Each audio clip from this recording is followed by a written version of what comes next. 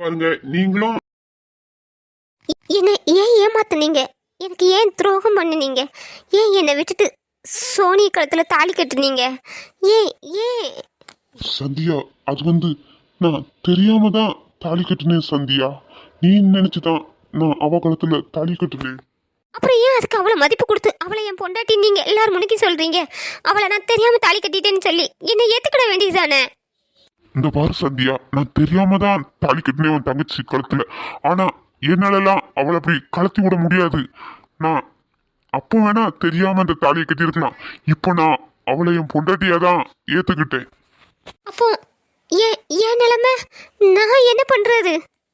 நான் பிடிச்சோ பிடிக்காமையோ உன் தங்கச்சி கழுத்துல தாலி கட்டிட்டேன்.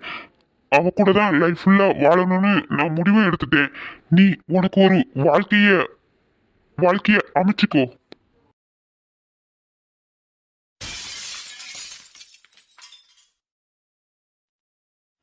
என்னது? நான் என்னோட வாழ்க்கையை அமைச்சுக்கிடணுமா? எப்படிடா வாய் கூசாம இப்படி சொல்றா? தவறு. உன்னை விட்டுட்டு என்னால வேற ஒரு வாழ்க்கையை அமைச்சுக்கிடலாம் முடியாதுடா. உன்னை யாருக்காவது விட்டு கொடுக்கவும் என்னால முடியாதுடா. ஏ சந்தியா, சட்டையில இருந்து கையெடு. கிறுக்கு எதுவும் முடிச்சு போச்சா? யாராச்சும் பார்த்தா தப்பா நினைப்பாங்க. சட்டையில இருந்து கையெடு. சட்டையில இருந்து நான் கை எடுக்க மாட்டேன். யார் பார்த்தாலும் பார்க்கட்டும், நான் எல்லாருக்கிட்டையும் உண்மையை சொல்லுவேன். எனக்கு நீ வேணும்டா. நான் உன் சட்டையில இருந்து கையை எடுக்கவே மாட்டேன்டா.